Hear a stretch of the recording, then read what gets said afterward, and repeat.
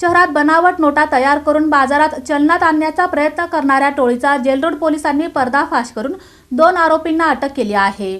शहरात बनावट नोटा तयार करून बाजारात चलनात आणण्याचा प्रयत्न करणाऱ्या टोळीचा जेलरोड पोलिसांनी पर्दाफाश केला आहे। या कारवाईत पोलिसांनी 1,10,000 रुपयांच्या 500 रुपयांच्या बनावट नोटा जप्त करत 2 आरोपींना अटक केली। अटक करण्यात आलेल्या आरोपींची नावे राजू विश्वनाथ चोरमुले आणि अतुल भागवत तावरे अशी असून दोघेही सांगोला येथील रहिवासी आहेत।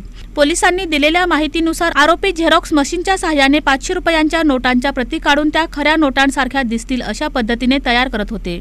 त्यानंतर या बनावट नोटा बाजारात चालवण्याचा त्यांचा डाव होता। जेलरोड पोलिसांना खबऱ्यामार्फत या प्रकाराची माहिती मिळाली होती। त्यानुसार पोलिसांनी सापळा रचत आरोपींना 35,000 रुपयांच्या बदल्यात 1,10,000 रुपयांच्या बनावट नोटा देण्याचे आमिष दाखवले।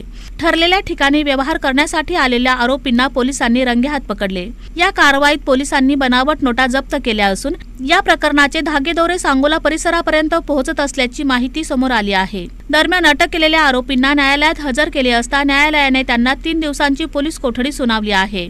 या प्रकरणाचा अधिक तपास जेलरोड पोलीस करत आहेत।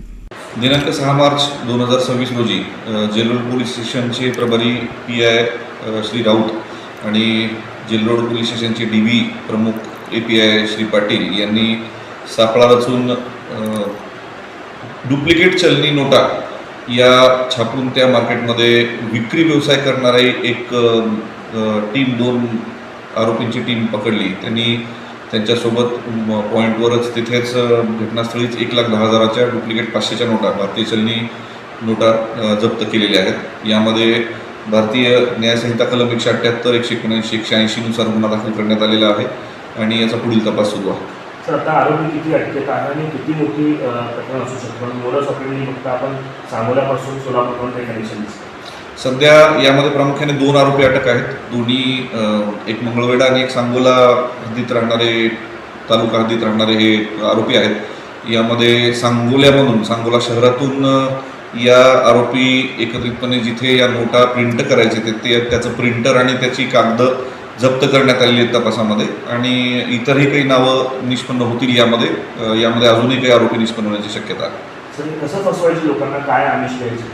यामध्ये आपण ज्यावेळेस यांच्या विरोधात सापळा लावला होता त्यावेळेस आपल्याच एका गोपनीय बातमीदारामार्फत यांना आपण संपर्क केला होता आणि 35,000 कॅश देऊन 1,10,000च्या डुप्लिकेट नोटा त्यांनी आपल्याला देण्याचं कबूल केलं होतं।